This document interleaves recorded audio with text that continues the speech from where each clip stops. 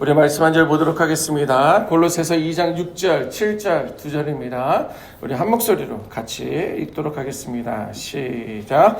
그러므로 너희가 그리스도 예수를 주로 받았으니 그 안에서 행하되 그 안에 뿌리를 박으며 세움을 받아 교훈을 받은 대로 믿음에 굳게 서서 감사함을 넘치게 하라. 아멘. 오늘 기록되어 있는 골로새서는 바울이 로마 감옥에서 쓴 옥중 서신입니다. 골로새 교회 성도들에게, 역시 골로새서니까 골로새 교회 성도들을 향하여, 그 교회를 향하여 편지를 보내게 됩니다. 자, 그런데 골로새 교회는요, 에바브라라는 그러한 사람이 세운 교회입니다. 에바브라라는 사람은 뭐냐면 바울의 동역자 중에 하나입니다. 그래서 그 에바브라가 그 교회를 세웠는데 그 지역에 또 여러 가지 좀 어려움이 있다라는 것, 그 상황들을 감옥에 있는 그 바울이 듣고서 골로새 교인들에게 편지를 썼는데, 어떠한 어려움이 있냐면 영지주의라는 것이 물들게 되었고요, 또 율법주의가 너무 심하여서 정말 복음이 예수님이 하나면 되는데 율법이 교회 안에 들어와서 율법에 치우쳐서 많이 두렵고 어떤 걱정 가운데 있다는 그런 소식을 듣습니다. 또 이교주의적인 것이 들어와 있고요, 또 신비주의적인 것들이 이제 들어와서 혼합된 이단 사상이 충만하게 되는 어떤 그런 공격적인 것들이 있다는 소식을 듣고, 이제 골로새 교인들의 어떤 그 믿음이 흔들릴 위험에 있는 것을 알고 이제 그들에게 편지를 쓰게 됩니다. 이때 바울은요, 예수님의 절대적인 주권에 대해서 이야기하는 거예요. 너희들이 아무리 이교도주에 빠져 있고 율법이 있지만 그러나 이 모든 주권은 예수 그리스도에게 있다라는 것을 이제 말을 하게 됩니다.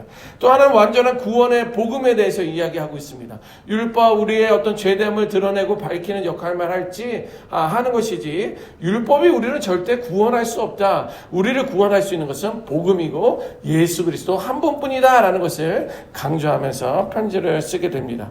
그러니까 결코 이단에 흔들려서 이렇게 저렇게 마음이 요동치지 않고 교회를 떠나고 신앙을 떠나는 그런 일이 없고, 또 이단에 빠지는 일이 있어서는 안 된다. 하나님의 말씀 안에, 예수 안에 굳건한 믿음을 세워야 된다라고 편지를 쓰고 있습니다. 저희는요, 이번 주일부터 이제 2025년 신년 새해가 2주차에 이제 시작되었습니다. 하나님께서 우리 HD 은혜교회를 통하여 내가 내 교회를 세우리라 라고 이렇게 말씀하셨습니다. 우리는 하나님의 교회를 하나님께 세우시려 할 때 우리들이 가져야 할 마음가짐으로 믿음에 굳게 서라라고 세 번째 퍼즐을 우리들에게 말씀해주고 있습니다. 그럼 믿음에 굳게 서라라는 그런 의미가 무엇일까요? 첫 번째는 교회의 주권은 예수 그리스도께 있다라는 거예요. 교회의 주권은 예수 그리스도에게 있다라는 것입니다.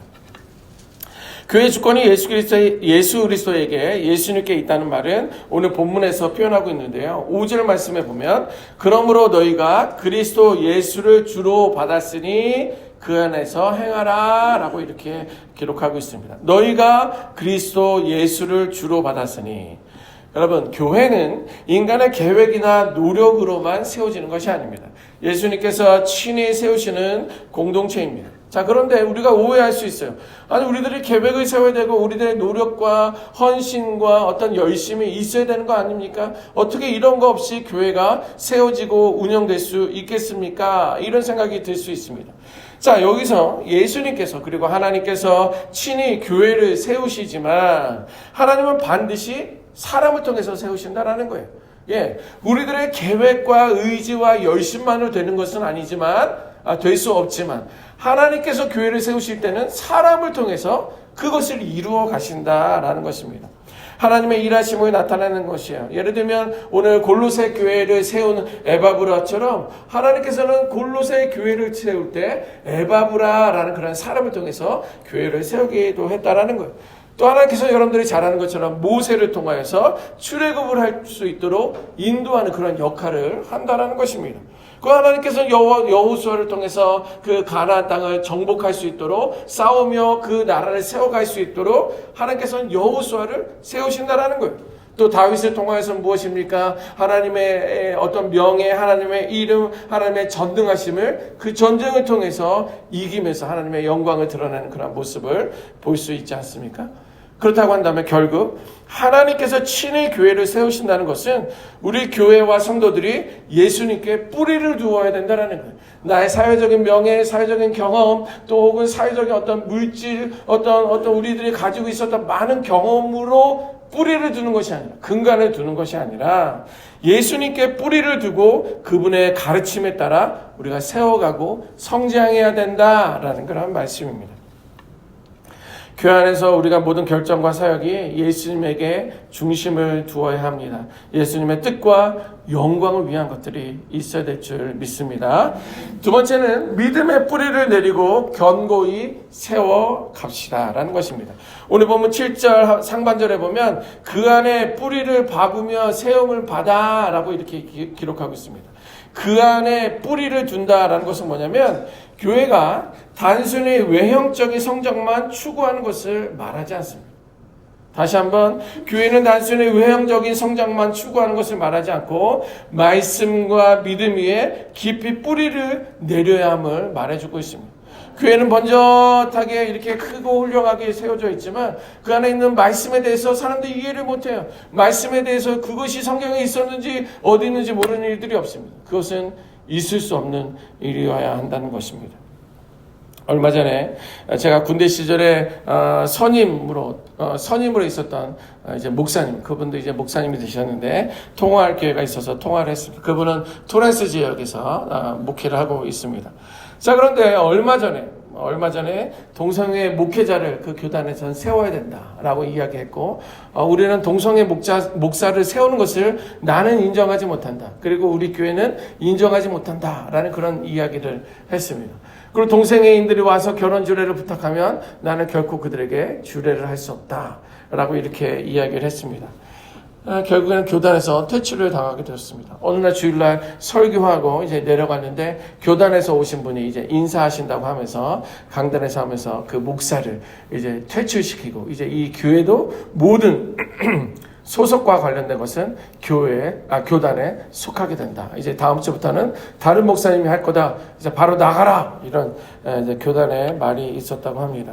그래서 모든 것들이 교단에 소속되어 있었기 때문에 아무것도 건질 수 없고 소수의 성도님들과 함께 이제 미국 교회를 빌려서 예배를 드리고 있습니다. 이런 통화를 했습니다.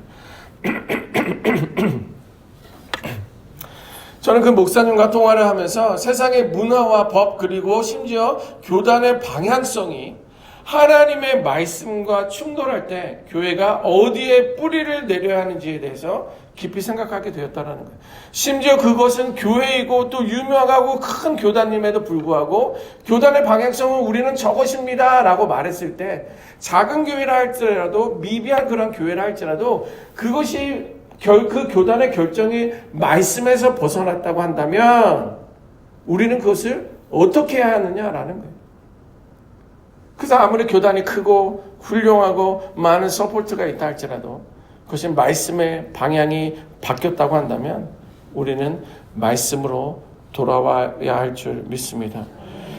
그래서 여러분, 말씀 위에 뿌리를 내리지 않으면 교회는 세상의 흐름에 휩싸이게 됩니다. 아니, 소수의 인권을 존중해야 되는 거 아닙니까? 맞습니다. 그들의 영혼을 소중히 여기고 그들의 구원을 소중히 여겨야 하는 것들은 맞습니다. 그러나 성경에서 무엇을 말하는지, 어떻게 이 세상을 대처하며 살아야 되는지에 대해서 우리가 말씀을 알아야지 진리를 타협해서는 절대 안 되는 것입니다. 그래서 우리는 말씀을 알아야 합니다. 그리고 말씀을 배워야 합니다. 그리고 더욱더 말씀을 들어야 합니다. 왜냐하면 믿음은 들음을 통해서 나기 때문입니다. 여러분, 예수님께서 세우시는 교회는 하나님의 말씀과 복음의 진리 위에 세워져야 합니다. 마태복음 7장에 보니까 여러분들 아시는 것처럼 반석 위에 세운 집만이 비바람과 홍수에도 견딜 수 있는 거예요. 여러분들도 이제 보통 비치에 어디로 가시는지 모르겠지만 어렸을 때 비치에 가서 해변가에서 놀게 되면 모래 집을 세우잖아요. 아빠, 이거 망치면 안 돼. 나는 이것을 견고하게 세울 거야 라고 해서 뭐 바가지 갖다 이렇게 해놓고 막 이렇게 세우고 깃발도 세우고 하지만 좀 시간이 지나면 파도가 와서 휙 지나가면 쑥 무너지는 것을 볼 수 있지 않습니까? 반석 위에 집을 세운다는 것은 말씀 위에, 그 진리 위에 나의 믿음과 신앙을 세워야 하지만이 비바람과 홍수에도 견딜 수 있다. 무너지지 않는다라는 것입니다. 세 번째, 기도로 뿌리를 내린 교회는 시험을 이깁니다. 기도로 뿌리를 내린 교회는 시험을 이깁니다. 성경 속 교회의 위대한 사역들은요, 언제나 기도로 시작되었음을 우리가 볼 수 있습니다. 사도행전 2장에 나오는 초대교회, 성령 강림의 역사, 오순절 성령 강림의 역사도 거기에 500여 명의 성도들이, 문도들이 모여서 기도할 때에 성령의 역사가 그들에게 임하지 않았습니까? 그들이 모여서 기도할 때 각 사람 머리 위에 성령의 바람처럼 불처럼 임했던 것을 보게 됩니다. 그들은 두려워서 떨면서 걱정하면서 이제 우리는 어떻게 사역을 해야 돼? 우리는 어떤 방향으로 가야 돼? 그렇게 걱정만 하고 있었던 것이 아니라 걱정 가운데 모여서 기도할 때에 예수님이 약속하신 그 성령의 역사하심이 그들에게 임하게 되었고요. 그 성령의 역사를 경험한 분들은 정말 순교를 각오하고 복음을 전하고 그리스도의 향기 역할들을 감당했던 것을 우리가 볼 수가 있습니다. 또 사도행전 12장 말씀에 보면 베드로가 감옥에 갇혔을 때, 또 교회가 베드로를 위해서 뜨겁게 기도하자 그 감옥에서는 천사가 나타나 바울과 실라죠. 바울과 실라가 쇠사슬을 끊고 감옥 문을 열고 그들을 구출한 역사가 있습니다. 교회는요, 그때 하나님의 뜻에 민감하게 반응한 거예요. 우리들의 리더자, 우리를 세운 그 바울과 실라가 복음을 전하러 갔는데 그들이 감옥에 갇혔다는 것을 알자 교회가 그것을 위해서 기도하였다라고 성경은 기록하고 있습니다. 그리고 이렇게 기도하는 교회가 하나님의 뜻에 민감하게 반응하고 하나님의 능력을 경험하게 만드는 그러한 통로가 바로 기도를 통해서 이루어진다라는 거예요. 이사야서 38장은 무엇입니까? 히스기야 왕이 병에 들었다. 이제 너는 곧 죽게 될 것이다. 라고 선지자를 통해서 말하지 않습니까? 그때 히스기야 선지자가 이러한 기도를 합니다. 하나님, 나의 선한 일을 기억해 주세요. 뭐예요? 내가 열심히 살지 않았습니까? 하나님한테 헌신하지 않았습니까? 내가 예배의 삶을 살지 않았습니까? 내가 많은 것을 개혁하려고 하지 않았습니까? 이것을 기억해 주세요. 어떻게 보면 하나님 앞에 정직할 수 있을까? 바를 수 있을까? 바르게 살았나? 라고 생각될 수 있지만, 그러나 하나님께서는 그 기도를 응답하시고 그의 생명을 15년 연장한 것을 우리가 볼 수 있습니다. 여러분, 그래서 기도합시다. 세상이 우리를 흔들고 진리를 타협하려고 유혹할 때 진리와 본질에서 벗어나 비진리, 비본질로 우리들의 마음과 생각을, 교회를 뒤흔들고 있지만 기도는 교회가 하나님 안에서 온전히 설 수 있도록 우리를 붙들어주는 역할을 하고 있기 때문에 기도의 뿌리를 내리는 우리 HD 은혜교회 성도들이 되시기를 주님의 이름으로 축원합니다. 네 번째는요, 감사로 충만한 교회가 됩시다 라는 거예요. 오늘 본문 7절 하반절에 보면 믿음에 굳게 서서 감사를 넘치게 하라 라고 기록하고 있어요. 믿음에 굳게 서서 감사를 넘치게 하라 라는 거예요. 여기서 감사를 넘치게 하라는 말씀은 교회가 하나님의 은혜를 기억하며 감사로 충만한 공동체가 되어야 함을 말해주고 있습니다. 여러분들, 우리가 이렇게 살아가는 거, 우리가 이러한 교회를 세워서 우리가 믿음 생활할 수 있는 거, 마음대로 찬양하며 내가 원하는 때에 교회에 나올 수 있는 거, 이런 모든 것들, 그 외에도 더 많은 것들이 하나님의 은혜인데 그것을 기억하며 감사가 충만한 그런 공동체, 교회가 되어야 함을 말해주고 있습니다. 사도행전 16장 보면 바울과 실라가 감옥에 들어가 있을 때, 그때 자주 감옥에 들어가는데요, 바울과 실라가 감옥에 들어가 있을 때 빌립보 감옥에 들어가 있는데 그들은 불평하거나 서로 원망하지 않습니다. 당신 때문에 그런 일이 생긴 거 아니야? 그것 때문에 복음 전하는 게 방해된 거 아니야? 그러다가 우리가 감옥에 들어온 거 아니야? 서로를 비난하거나 원망하지 않습니다. 그러면 이제 우리는 언제 나갈 수 있을까? 나가면 우리는 이번에는 어떤 사역을 할까? 또 이러한 계획을 세우지 않고 성경에 보니까 하나님께 기도하며 찬송했다라고 성경은 기록하고 있습니다. 성경에 보니까 한밤중에 바울과 실라가 기도하고 하나님을 찬송하며 이런 말씀이 있어요. 한밤중에, 죄수들도 다 잘 터인데 한밤중에 바울과 실라가 기도하고 하나님을 찬송할 때 죄수들이 듣더라 라고 성경은 기록하고 있습니다. 그 감옥의 형태가 어떻게 생겼는지 모르지만 그들이 뭐 조곤조곤 혼자가 생각한 것이 아니라 얼마나 크게 불렀는지 찬송과 기도 소리가 다른 감옥에서 들렸다라고 이렇게 기록하고 있습니다. 그때 감옥에 있었지만 죄수의 가족들을 구원하는 일이 있었고요. 또 이게 모든 것들이 풀려서 감옥을 나올 수 있는 어떤 그런 일들도 있지 않았습니까? 그 감옥은요, 환경적으로는 우리를 얽매이고 힘들게 하고 어렵게 하는 그러한 장소였지만 감사와 은혜의 공간이 되었다는 거예요. 어떻게 그렇게 바뀌었습니까? 거기서 기도하고 거기서 예배하고 찬양했기 때문에 그래요.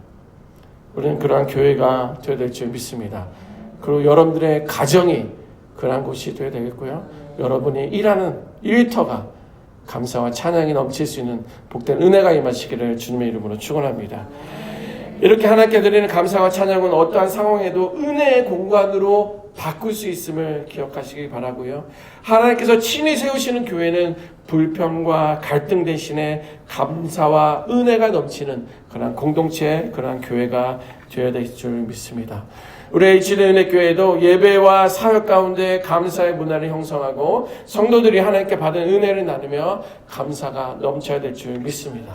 그래서 우리 HD 은혜교회는 이런 소문이 났으면 좋겠어요. 이러한 소문은 아마 여기에 있었던 사람들이 소문을 좀 내야 될 건데요. 뭐 굳이 가서 이렇게 말을 하지 않더라도 여러분들의 삶을 통해서, 여러분들의 가정의 모습을 통해서 HD 은혜교회 성도들, 저 친구 HD 은혜교회 다닌다는데 이러한 소문이 났으면 좋겠는데, 첫 번째는 예수님께 주권을 둔 교회구나, 그런 소문이 났으면 좋겠고요. 또한 믿음의 기도로 뿌리는 내려서 시험을 이기는 그런 교회라는 소문이 났으면 좋겠어요. 그 교회에 이런 일이 있었다는데, 저런 일이 있었다겠는데 이제 그 교회도 끝났구나, 이런 소문이 아니라 이상하네. 보통 이 정도 되면 교회가 혼란스럽고 교회가 찢어지고 갈라지고 싸우는 소리가 났을 텐데, 여기는 믿음의 기도로 뿌리를 내린 교회구나 라는 소문이 났으면 좋겠어요. 그리고 이곳에 감사와 찬양이 넘치는 교회가 됐으면 좋겠습니다. 교회가 별것도 없는데 뭐 이렇게 저 사람들은 기쁘다는 거야? 뭐가 이렇게 힘들고 어려운데 무슨 감사가 저렇게 많다는 거야?